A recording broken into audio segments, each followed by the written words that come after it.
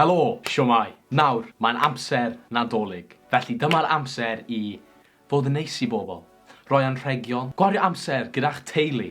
Na, jocan. Ar y sianel yma, yn enwedig gyda fi, mae'n amser i chwerthin arbennau pobl. Ac yn fwy specific na hynny, mae fe'n amser i chwerthin ar y bobl sy'n gwneud ffŵl mas o'i hun ar y cae pêl-droed. Felly, dyn ni'n mynd i fod yn reactio i fails pêl-droed mwyaf 2020. Mae pawb sydd erioed i chwarae pêl-droed yn gwybod does na ddim byd gwath na gwneud ffŵl mas o'ch hun ar gae pêl-droed. Ond, i'r rhain ohonych chi sydd wedi mynd i wylio pêl-droed, dyn ni gyd yn gwybod does na ddim byd gwell na gweld rhywun yn gwneud ffŵl mas o'u hun ar gae pêl-droed. Felly, gan bod ni'n dod i ddiwedd y flwyddyn, a mae angen bach o hiwmor yn ein bywydau ar hyn o bryd, o'n i'n meddwl fydden ni yn mynd mewn a chwerthin ar pen y cwpl o bobl yn gwneud pethau stupid tra'n chwarae pêl-droed. Y fails pêl-droed mwyaf i fi di gweld ar TikTok yn 2020. Connie off. Nawr, mae'r un gyntaf, mae yna lethr. Lethr yw slide? Ie, ni'n mynd gyda fe. A mae yna bêl.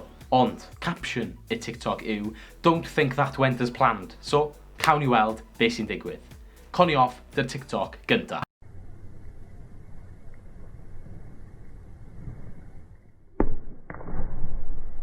Mae hwnna mynd i frifo. Mae hwnna di bwrw fe right yn y gwyneb. A, i rhain ohonych chi sydd wedi chwarae pêl-droed, neu di gwylio rhywun yn chwarae pêl-droed, chi di clywed, dwi'n siŵr, am y bêl meter neu mitre, ta fel chi'n dweud y gair. Os mae un o'r reina yn bwrw chi yn y gwyneb, mae hwnna mynd i frifo. Ac yn anffodus i'r boi na, pêl mitre oedd e. Felly, muned o dywelwch i'r boi. Diolch. Nawr, ymlaen at TikTok nesa. Dwi'n gobeithio fyna lai o bobl yn cael ei brifo. Ei, skills da i ddechrau.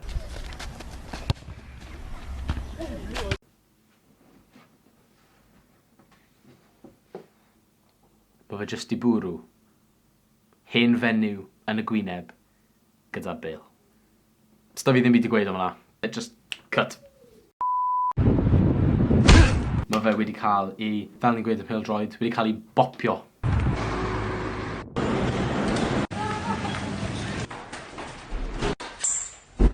Bach yn dramatig, ond dwi'n gallu dweud o brofiad mae dyma yn union fel chi'n teimlo pan ydych chi yn cael eich bopio off y bêl. Mae'r TikTok nesa, dwi ddim yn licio edrychiad y TikTok yma achos mae yna blentyn, mae yna bêl-droed a mae yna goncrit. Na os chi'n rhoi rheina at ei gilydd, mae fe'n meddwl fod rhywbeth gwael iawn mynd i ddigwydd. Nawn ni wylio fe anyway, achos gobeithio fydde'n ffynnu. Mae hwnna yn eitha ffynnu, ond ie, chi jyst yn gwybod bod hwnna di brifo.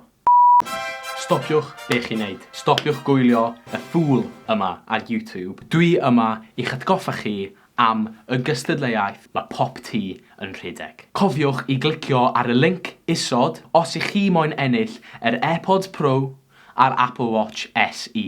Falle, taw ti fydd yn ennill y wobr. Hefyd, ewch draw i Gemau Gama a Label 10 mwyn gweld pa fath o wobre maen nhw yn rhoi mas hefyd. Allwch chi fy nôl i wylio'r fideo hyn nawr, ie. Tra.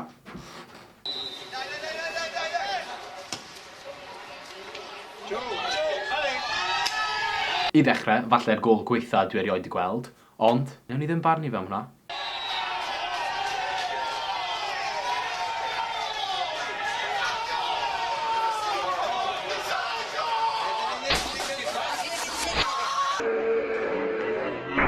Sa'n siŵr os to dyna'r peth gorau fi byth di gweld, neu os to dyna'r peth fwyaf stupid dwi byth di gweld. Ond, naill ffordd, o'n i'n meddwl bod e'n really, really funny. Felly, diolch yn fawr am wylio'r fideo. Gobeithio wneud chi fwynhau chwerthin ar cwpl o bobl yn neud pethau twp iawn. Cofiwch hefyd am y gystadleuaeth dyn ni'n rhedeg yma ar y sianel. Cliciwch ar y link isod ac wrth gwrs, cofiwch i dan ysgrifio i Pop Tea. Tan tro nesa, tyla.